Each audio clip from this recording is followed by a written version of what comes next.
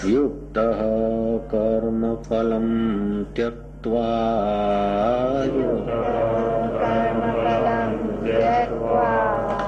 शान्तिम् आप्नोति नैष्ठिकम् शान्तिम् आप्नोति नैष्ठिकम् अयुक्तः कामकारेण अयुक्तः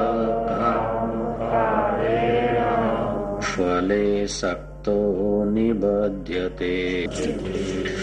कर्मयोगी कर्मों के फल का त्याग करके भगवत प्राप्ति रूप शांति को प्राप्त होता है और सकाम पुरुष कामना की प्रेरणा से फल में आसक्त होकर बंध जाता है। इस श्लोक से तो ऐसा लगता है कि बड़ा आसान और बड़ा सहज जीवन जीने की कला मिलती है। साधु बनकर, तपस्वी होकर, वो सन्यासी होकर परमात्मा को पाना तो जरा जन साधारण के लिए कठिन है, लेकिन ये श्लोक तो ऐसा है कि तुम जहां हो, जैसे हो, तुम्हारे पास जो भी है, चाहे ज्यादा धन है चाहे कम धन है, ज्यादा पढ़ाई है कम पढ़ाई है, ज्यादा विस्तार है चाहे कम विस्तार है, तुम जहां हो वहीं से ईश्वर प्राप्ति तुम्हारे लिए सुगम हो सकती है। बड़ा सहज में है। युक्त कर्म फलम त्यक्त्वा शांतिम माप्नोति नैष्ठिकम्। योगी शांति पाते हैं एकांत गुफा में, लेकिन उस एकांत गुफा की शांति में भी कृष्ण राजी नहीं हो रहे। कृष्ण कहते नैष्ठिकम शांति, युद्ध चल रहा हो, मार काट, हाथी घोड़े चींखते हो, हाथी चिंखारते हो, घोड़े हुंकारते हो, मल और योधे तरह मुँह छेड़ते और तलवार और भालों की नोक सजाते हो, उस समय भी तुम शांत रह सको, उस समय भी तुम्हारे जीवन की दिशा सही हो सके, उस समय भी तुम्हारी बंसी बज सके, भीतर के गीत गूंज सके। युद्ध के मैदान में कृष्ण जैसे निश्चिंत है, ऐसे ही संसार के इस राग द्वेष के, काम क्रोध के, मेरे तेरे के चाहूं और से अशांत युग में भी तुम्हारे दिल की बंसी बजती रहे, ऐसा दिलबर कृष्ण तुम्हें समझाना चाहते हैं। मंदिर में जाकर पूजा करना ठीक है, लेकिन तुम जहां खड़े हो वहीं मंदिर खड़ा हो जाए, ये कृष्ण कला बता रहे। यज्ञ की वेदी पर धर्म संपन्न करना ये अच्छा है, सुंदर है, लेकिन तुम जो कुछ कर्म करो वो यज्ञ हो जाए, ये इशारा कृष्ण दे सकते हैं। तुम गिरी गुफा में जाकर समाधि करो और योग सामर्थ्य और योग सिद्धि पाओ, ये अच्छा है, सुंदर है, लेकिन जो तुम करते हो वही योग सिद्धि का मोक्ष द्वार खोल दे, ये कृष्ण का संकेत है। तुम सत्पुरुषों को खोजकर गिरी गुफाओं में महापुरुषों के चरणों में 12-12 वर्ष झाड़ू बुहारी करके अंतःकरण शुद्ध करो, फिर तत्ववेता महापुरुष को खोजो और तत्विद्धि प्रणिपातेन परिप्रश्नेन सेवया उपदेशन्ति ते ज्ञानम ज्ञानिनः तत्वदर्शिना। ऐसे तत्वदर्शी ज्ञानी को खोजकर आत्मज्ञान पाकर मुक्त हो जाओ, ये तो अच्छा है, लेकिन तुम जहां हो वही मुक्ति के गीत गूंजने लगे, ये कृष्ण बता रहे। युक्त कर्म फलम त्यक्त्वा शांति मापनोति नैष्ठिकम्। ध्यान द्वारा जो शांति है, वो कईयों को नाम जप करते हैं, ज्योत निरंजन ओमकार, रारंकार अथवा भूर्भुवस्व अथवा और कोई, और थोड़ा वातावरण अनुकूल होता है तो शांति आती है, लेकिन बच्चा जरा मैं चैं पुकार देता है, शांति चली जाती।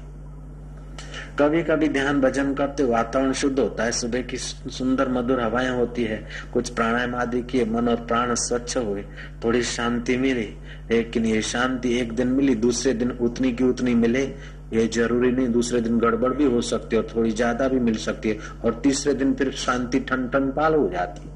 वो नैष्ठिकम शांति नहीं है, वो साधन के अधीन शांति है। भोगी को जो शांति या सुख मिलता है वो भोग के अधीन शांति है। भोग के अधीन शांति भोक्ता का समय, शक्ति, आयुष और पुण्य बर्बाद करता है। योग के अधीन शांति भोगी की अपेक्षा हजार हजार गुना अच्छी है, लेकिन कृष्ण तो एक ऐसा योग बताते हैं कि भोगी और योगी को जो सुख है उससे भी ऊंचा योग, ऊंचा भोग ऐसा है कि तुम संसार का भोग भी भोगते रहो, काम धंधा आदि भी करते रहो और लेन देन का ठीक से व्यवहार भी करते रहो, फिर भी तुम्हारे अंतःकरण में ऐसी नैष्ठिक शांति हो कि उठत बैठत ओई उठाने, कहत कबीर हम उसी ठिकाने। एक फकीर ने कहा है कि नजरें बदली तो निजारे बदल गए। नजर बदलने को कृष्ण कह रहे हैं। नजरें बदली तो निजारे बदल गए, किश्ती ने रुख बदला तो किनारे बदल गए। तुम्हारे अंदर सचमुच में ऐसी अद्भुत चेतना है, तुम्हारे में ऐसी अद्भुत क्षमताएं हैं, तुम्हारे में एक ऐसा अद्भुत स्वत्व है कि एक प्रलय तो क्या, एक युद्ध तो क्या, 1000 युद्ध तो क्या, महामारियां करोड़ करोड़ हो जाए फिर भी तुम्हारा बाल बांका नहीं होता। ऐसे तुम अमर आत्मा हो। ऐसी तुम्हारी अमरता की शांति पाने को कृष्ण संकेत कर रहे हैं। और वो भी अर्जुन, प्यारे अर्जुन को, शिष्य को गुरु उपदेश दे एकांतरण में वो अलग बात है, लेकिन कृष्ण तो मित्र भाव से, चल यार दोस्त सुन ले, जिगरी दोस्त, ए सखा। अर्जुन को कभी सखा कहते तो कभी अनग कहते हैं।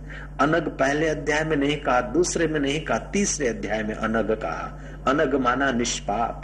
जो निष्पाप होता है वही तत्व ज्ञान को समझ सकता है, और जो तत्व ज्ञान को समझता है वही निष्पाप कहा जाता है। पहले अध्याय में विषाद है अर्जुन को, इसलिए अनग नहीं है, विषाद है। अग का फल है, मोह का फल है विषाद, दुख। दूसरे अध्याय में आत्मज्ञान सुनकर अर्जुन को जिज्ञासा हुई है, पाप जल गए हैं, निष्पाप हुआ है, इसलिए तीसरे अध्याय में कृष्ण अर्जुन को अनग करके पुकारते हैं। अनग माना निष्पाप। हम लोग सत्संग करते उसके पहले हरि नाम का ध्वनि करते हैं, ध्यान करते ताकि हमारा अंतःकरण निष्पाप हो जाए, और निष्पाप हो तो हम अनग हो जाएंगे। जैसे अर्जुन अनग हो और कृष्ण की गीता को युद्ध के मैदान में सुनकर उसका साक्षात्कार कर लिया, ऐसे इस मैदान में गीता के ज्ञान का साक्षात्कार हो जाए। तो आज का ये श्लोक हमें कहता है कि युक्त कर्म फलम त्यक्त्वा शांति मापनोति नैष्ठिकम अयुक्त काम कारेण फले सक्तो निबध्यते। कर्मयोगी कर्म के फल का त्याग करके भगवत प्राप्ति रूप शांति को प्राप्त होता है, और सकाम पुरुष कामना की प्रेरणा से फल में आसक्त होकर बंध जाता है।